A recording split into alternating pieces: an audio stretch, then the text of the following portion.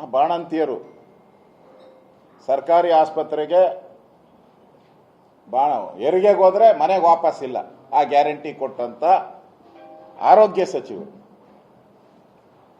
ಇದಕ್ಕೋಸ್ಕರ ನಿಮ್ಮ ಈ ಒಂದು ಸಾಧನೆ, 2 ವರ್ಷದ ಸಾಧನೆಯನ್ನ ಮಾಡಬೇಕಾ? ಸುಮಾರು 2,000ಕ್ಕೂ ಹೆಚ್ಚು ರೈತರು ಆತ್ಮಹತ್ಯೆ ಮಾಡಿಕೊಂಡ್ರು ಕರ್ನಾಟಕದಲ್ಲಿ. ರೈತರು, ಅನ್ನ ಕೊಡುವಂತ ಅನ್ನದಾತ. ಅದಕ್ಕೆ ನೀವೇನು ಹೇಳಿದ್ರಿ?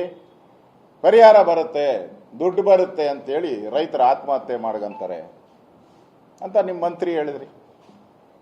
ಇನ್ನೊಬ್ಬ ಮಂತ್ರಿ ಮುಂದೆ ಹೋಗಿ ಬರಗಾಲ ಬರಲಿ, ಬೆಳೆ ಪರಿಹಾರ ಬರುತ್ತೆ ಅಂತೇಳಿ ಮಳೆರಾಯನ್ ಕೇಳ್ಕೊಂತಾರಂತೆ ರೈತರು. ನಾವು ಉಯ್ಯೋ ಮಳರಾಯ, ಬಾರೋ ಮಳರಾಯ ಅಂತ ಎಲ್ಲ ಹಳ್ಳಿಗಳ ಕಡೆ ಹೇಳ್ತಾ ಇದ್ರಲ್ಲ ಗೋಪಾಲಣ್ಣ, ಹೇಳ್ತಾ. We at East Point Group of Institutions offer a wide range of courses that provide limitless opportunities, building skills over 2 decades. ಕೂಡ ಸಿದ್ದರಾಮಯ್ಯನವರಿಗೆ ದಿವಾಳಿ ಮಾಡೆಲ್ ಆಫ್ ಕರ್ನಾಟಕ, ಅವ್ರ ಭಾಷೆಯಲ್ಲಿ ಹೇಳೋದು ದಿವಾಳಿ ಮಾಡೆಲ್ ಆಫ್ ಕರ್ನಾಟಕ ಅಂತೇಳಿ ನಾವು ಕೂಡ ಇವತ್ತು ಬಿರುದನ್ನ ಕೊಡ್ತಾ ಇದ್ದೀವಿ.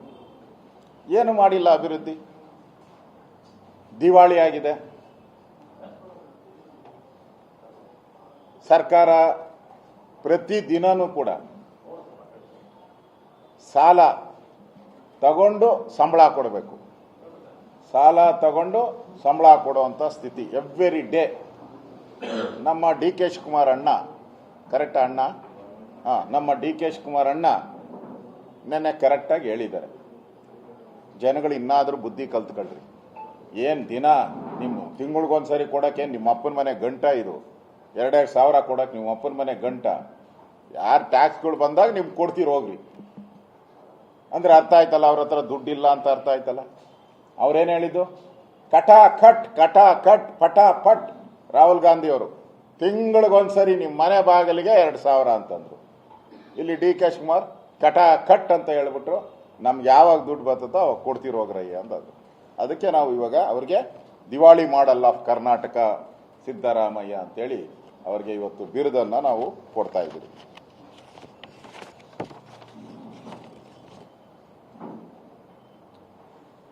ನಾನು ಕಾಂಗ್ರೆಸ್ ಅವ್ರನ್ನ ಕೇಳಕ್ ಇಷ್ಟಪಡ್ತೀನಿ, ಕಾಂಗ್ರೆಸ್ ನಾಯಕರನ್ನ. ಬಡಾಯಿ ಕೊಚ್ಕೊಂಡ್ರಲ್ಲ ನೆನ್ನೆ, ಒಬ್ಬೊಬ್ರು ಅರ್ಧ ಗಂಟೆ ಮಾತಾಡಿ ಬಡಾಯಿ ಕೊಚ್ಕೊಂಡ್ರು. ಯಾವ ಸಾಧನೆಗೋಸ್ಕರ ಈ 2 ವರ್ಷದ ಸಂಭ್ರಮಾಚರಣೆಯನ್ನ ಮಾಡಿದ್ರ? ಯಾವ ಸಾಧನೆ?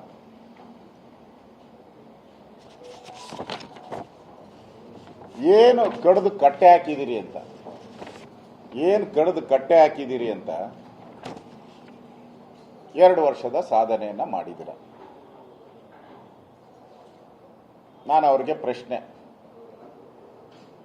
ಹಾಲೊಂದು ದರ ಏರಿಸ್ತೀರಿ, ನೀರು,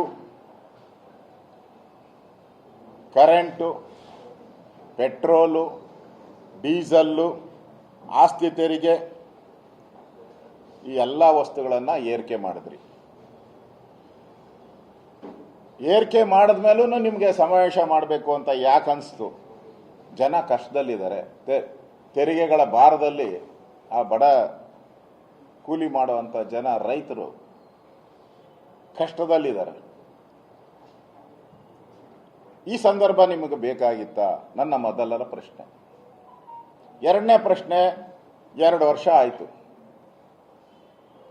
ಪರಿಶಿಷ್ಟ ಜಾತಿಗೆ ಸೇರಿದಂಥ 187 ಕೋಟಿ ಹಣನ ಪಟಾಪಟ್ ಅಂತ ಲೂಟಿ ಮಾಡಿದ್ರಿ. ಸ್ವತಃ ಸಿದ್ದರಾಮಯ್ಯನವರೇ ನನ್ಗೆ ಹೇಳಿದ್ರು, ಅಶೋಕ ಸುಳ್ಳು ಹೇಳ್ತಾನೆ, ನಾನು 187 ಕೋಟಿ ತಿಂದಿಲ್ಲ, 89 ಕೋಟಿ ಮಾತ್ರ ಲೂಟಿ ಆಗಿದೆ. ಅಧಿವೇಶನದಲ್ಲ, ರೆಕಾರ್ಡಲ್ಲಿ ಹೇಳಿರೋವಂಥದ್ದು, ಅಧಿವೇಶನದ ರೆಕಾರ್ಡಲ್ಲಿ ಇದು. ಇದಕ್ಕೋಸ್ಕರ 2 ವರ್ಷದ ಸಾಧನೆ ಅಂದ್ರೆ 2 ವರ್ಷ ತುಂಬ್ತಾ ಅವನು ಸತ್ತಿದ್ದು. 2 ವರ್ಷ ತುಂಬ್ತಾ ಸತ್ತಿದ್ದು ಶಿವಮೊಗ್ಗದಲ್ಲಿ. ಮೂಡ ಹಗರಣದಲ್ಲಿ 14 ವಾಸ್ತು ಪ್ರಕಾರ